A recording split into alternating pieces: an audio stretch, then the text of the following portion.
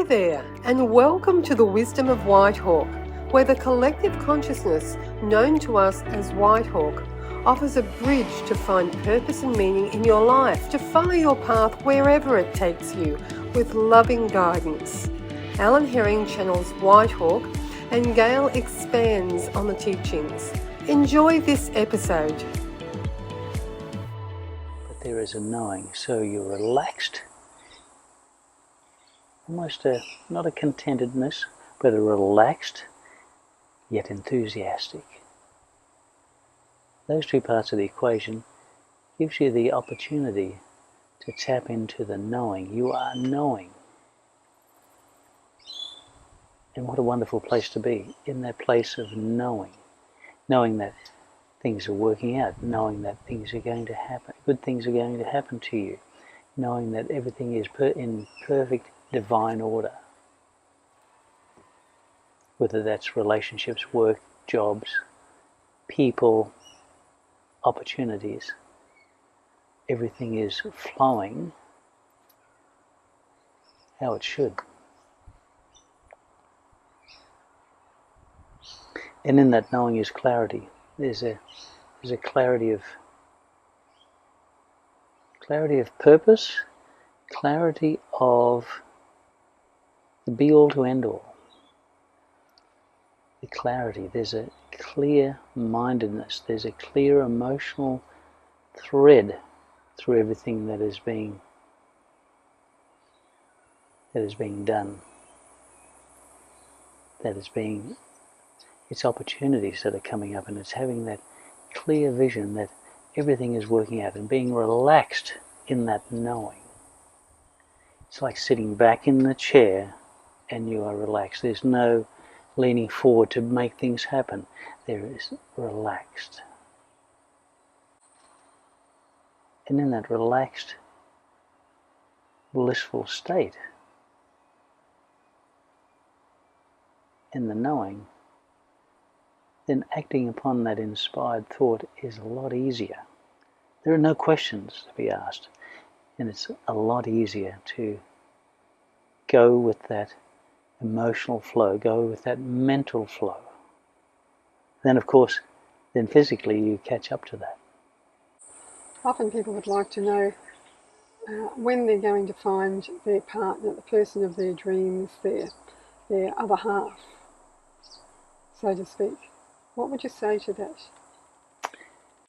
It's all about you. It's all about the energy level of oneself. And as you raise that energy level, to meet that person of your dreams, so to speak, that ideal partner, your soul partner, your soulmate, some of the words that are being used, but that person that you can only meet them when their vibration is in the vicinity of yours. Pure and simple. But the best work to be done is to raise your own vibration so that you attract the person that you want to attract, as opposed to, well, this is my vibration, current vibration, I need to attract somebody who is better than me. Well, that's not going to happen unless you have that raising of vibration of yours. Where do you want to be? How do you want to feel? And what sort of impact do you want to make on yourself? And therefore the impact that you make on the person that you are attracting. So, first thing is to lift the essence of who you are, the energy, the vibration, so that you are attracting the person that you want to attract. And when that person is in your vicinity, you will repel anybody less than, if we'd like to say that. But as you lift your vibration, the other person can lift theirs as well, if that is their calling. But to actually attract your mate, there needs to be similar vibration, being in the vicinity of that vibration. So therefore the relationships that they've had before, if they haven't been working, they're also in a similar vibration, but not as high. Not a high vibration. And as vibrations move, as resonance move, then what is exposed is the differential between the energy of the two beings. And Can you explain that more? it's a difference. So as they come together at a lower vibration, and there is a tug of war going So for on. people, let's explain what a lower vibration is. Lower vibration meaning energetically they are in a searching mood, if we'd like to think of it like that. They are looking for something better but don't know how to get out. So lower vibration, energetically, they hang around disappointment, overwhelmed, being too busy, pessimism, everything. That is their familiar go-to story about despair, depression, despondency. Not being lucky, things aren't working. Everybody hates me, nobody loves me, along that line. And you attract somebody of a similar nature. Oh yes, somebody will carry on that conversation, and it's an endless loop. So people try to get out of it, but they actually can only attract where they are. That is right. And they, as they're lifting their vibration, and there will be a thought, and which is like a wedge in a window, wedge in a door to prise it open. I wish I could be in a better place, or my job is better, or my attitude. And it is having that now. That can come about by a conversation with an enlightened person, somebody whose vibration is higher, and they go, wow, I wish I could have a little bit of what they've got. And so that gives them an opportunity that it is possible to move from that lower vibratory residence and resonance. You're resonating and residing in a lower vibrational pattern, but when you see something and feel it, more so feeling that better feeling place of somebody you know, or you might have seen it on media. It doesn't really matter where it's come from. You might have woken up with a thought, life can be better than this. And in that moment, you have changed your vibration. And so therefore, rather than attract like-minded or like vibratory beings, then you have moved to another level. And there is a wish, a hope, a prayer in some people that they had a better attracting. So as they raise their vibration, what they attract, the vibration's higher as well. The higher it is, and so they want to be the person that they want to be, and by doing that, the important part of that equation is to be vigilant in your own vibration, your own resonance. So having that oscillating at a vibratory level that it gives you energy, enthusiasm, eagerness, and your feeling of love, and there's a blissfulness, and therefore you're shining that light. You're a beacon for that, for yourself. You are resonating, the light is shining, and therefore somebody comes into your vicinity with a similar, they will recognize that immediately. So if you're getting, so to sum up, if you're getting the same relationships that aren't serving you, ones that you don't want, ones without trust, then you need to raise your vibration so you can attract relationships that are different. Otherwise, they'll keep staying the same. It'll be the same. And people and humans are very good at, I wish I could attract somebody, but they're not willing to do the work. They're thinking that if somebody comes into my life with this particular vibration, then I will be a better person. But the most important person in the equation is oneself, and to lift that vibration, and the evidence is the people around you. If you still are attracting and mixing with lower vibrational beings, humans, and beings. So what would that look like? That would look like people who are having the conversation that you no longer want to have. Talking about despair, despondency, complaining about things. They see the bad things, they see the crime, they see the unfortunate situations, as opposed to shifting their gaze and their focus to a more enlightened path. But they would call that reality. That is reality, but you have your reality within. That is reality, that's what they see. But if they change their focus and turn towards nature, something that is happening, the beautiful ocean, an event that's happened, a birth, a wedding, something that's joyful and uplifting, a music concert. It is seeing that as opposed to, yes, but people are dying and they're bombing, there are wars, there are people hating, there's crime. It is a shift, and it is a knife edge, really. It is a shift of minuscule proportions to take it from feeling that low vibratory emotional place to feeling much better and lighter. So when you say it's a knife edge, that's really fine. So why does it feel so encompassing when people are in these situations of relationships not working, for instance, but it can be for anything? Why does it feel so encompassing? Why does it feel like that it's never going to change and it's our whole world? When you said it's such a fine knife edge. It is a knife edge.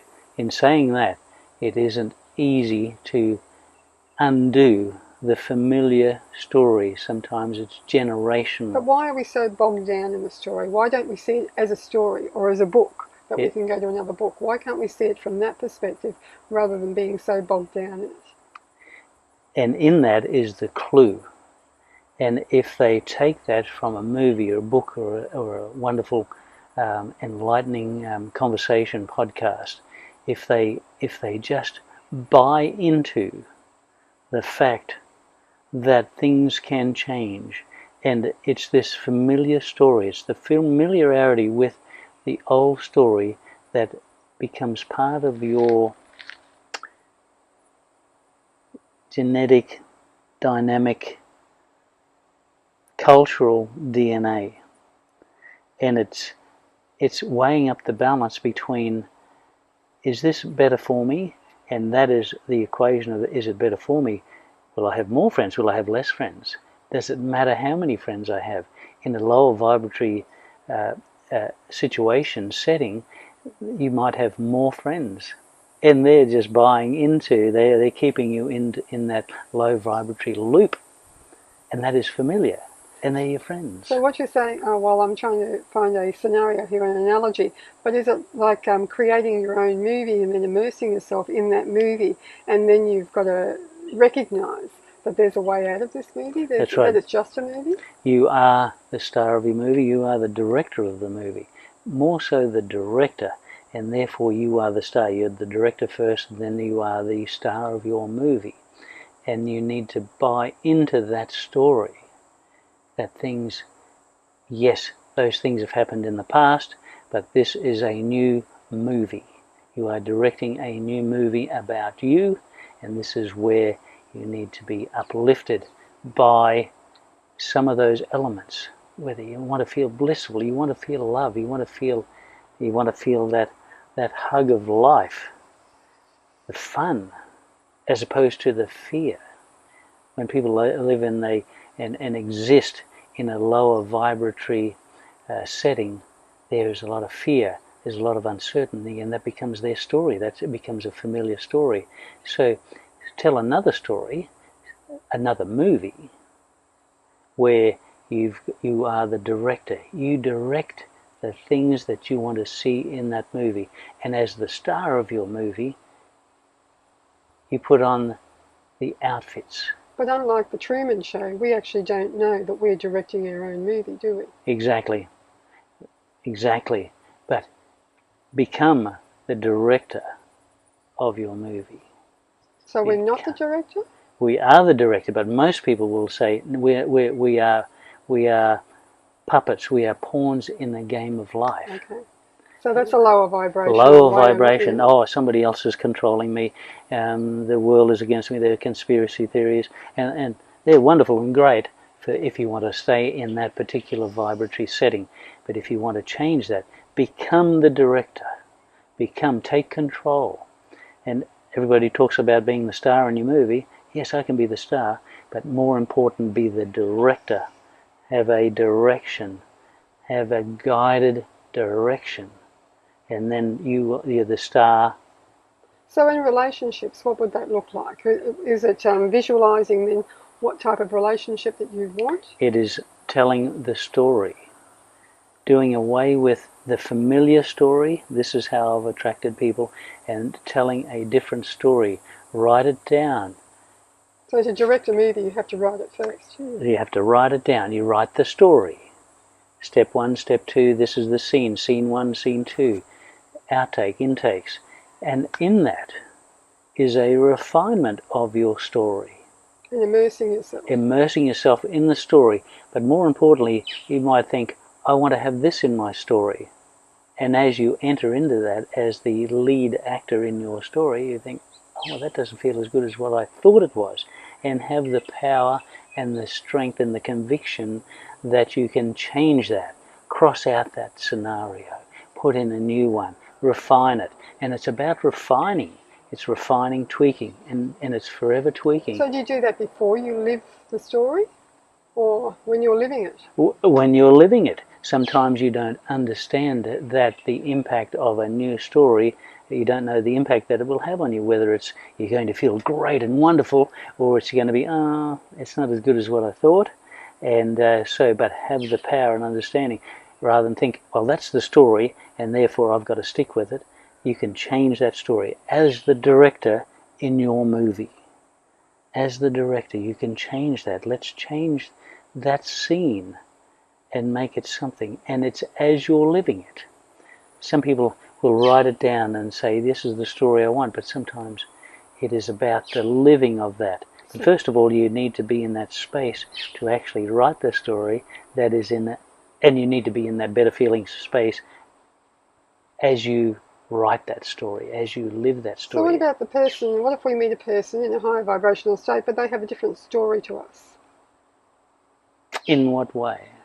So their story, well, I guess they're both going to be high vibrational stories, aren't they? Because your story might be going in one direction and their story is going in a different direction.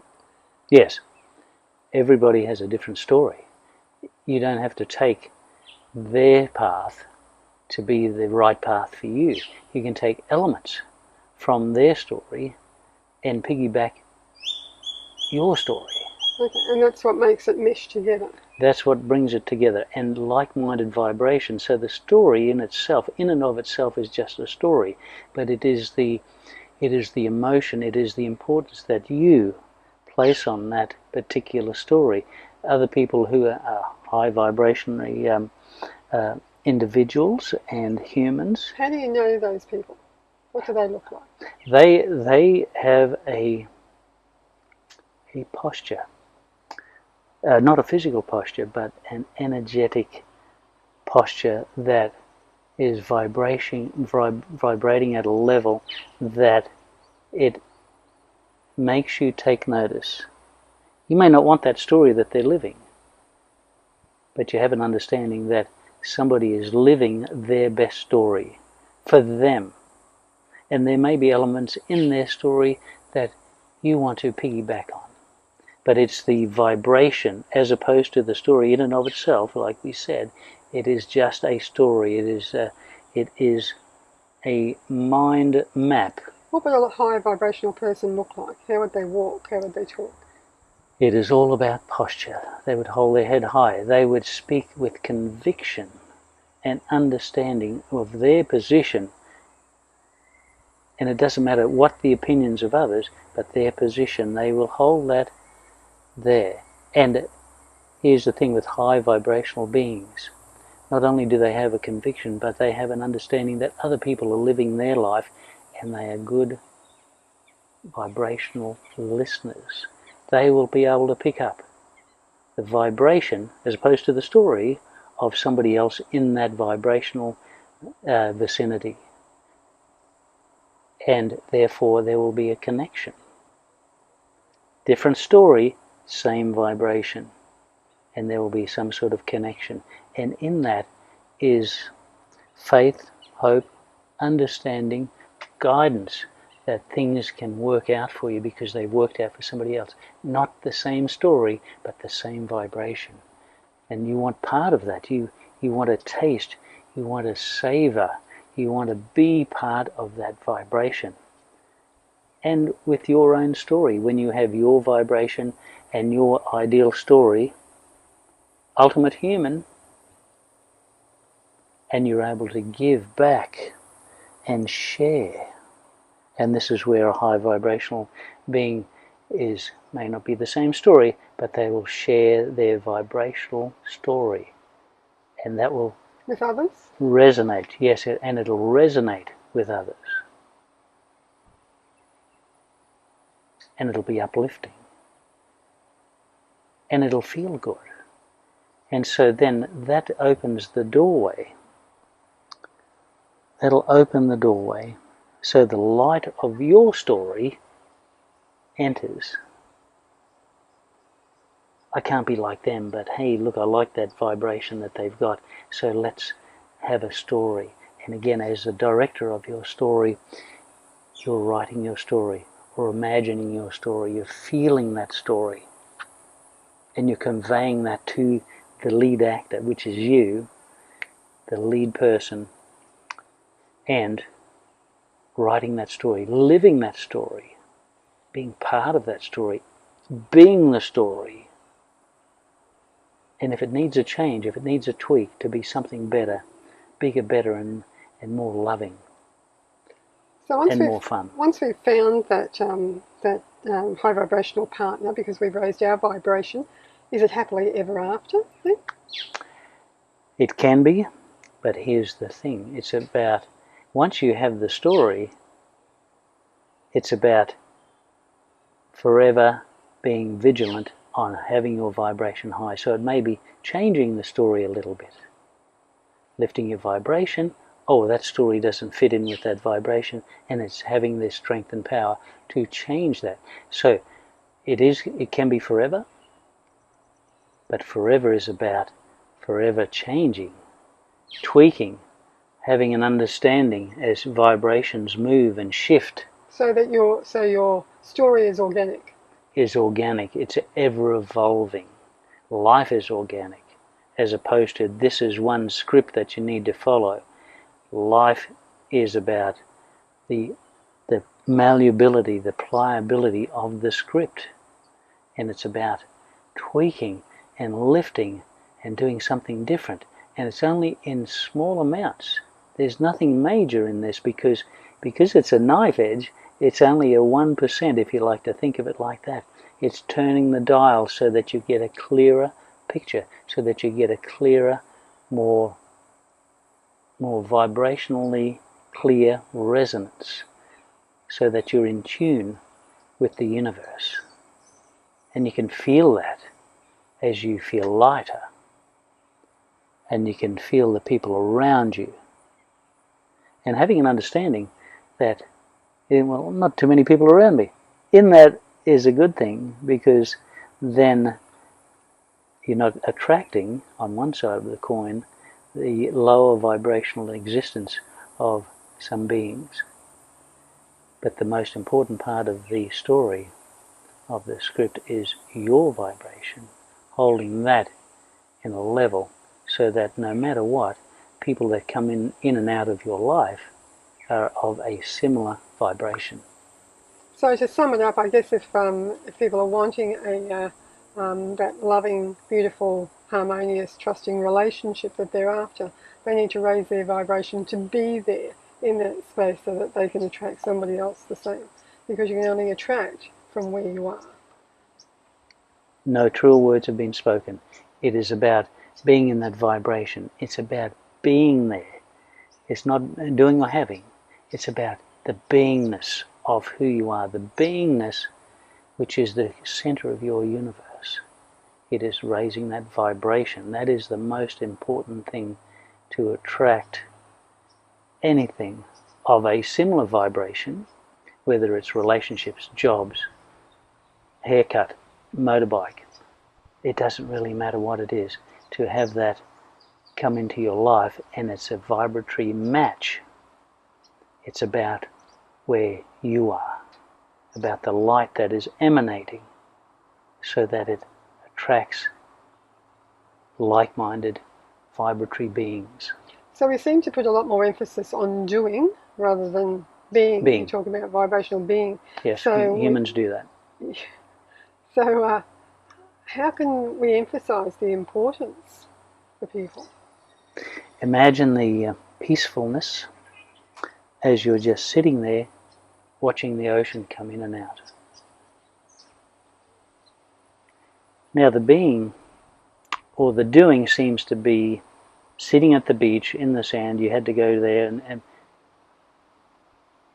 there's a being in everything. There's a doing in everything, but the being is the ever-encompassing So the being activity. is the inner part. The inner the doing is the outer part. Yes. So you're watching the ocean come in and out, and you're fascinated by how it changes, the energy that it's drawing from you. So you're in that thought. You're not thinking of the shopping list of what you've got to do tomorrow or how you're going to look in a week's time. You are there in the wholeness of your beingness. And imagine that. Nothing else is happening. The ocean is coming and going, and your mind is clear. For a minute, could be for a second, but for a minute, hopefully for an hour, for a day. And in that space, you are attracting that better version of yourself, better ideas, better thoughts, better physical activities, but it's in that state of beingness. And more humans should be doing that in meditation, walking in nature, going for a swim in the ocean, or it doesn't really matter where. But it's connecting with the vibration that is around you, as opposed to trying to do and forge a path through it all and not take into account what is around you, the beingness of what is around you. So you're saying that's a shortcut, really, is to tap into nature, and we can actually connect to our own resonance. If there's one thing that we'd like to say, nature is the secret, not such a secret, formula. The formula, if you tap into nature and you're peaceful enough, you'll find the space that allows the intelligence of the universe to permeate your being. We hope you enjoyed this episode. If you'd like to know more about the wisdom of Whitehawk, you can go to www.wisdomofwhitehawk.com. Thanks for joining us.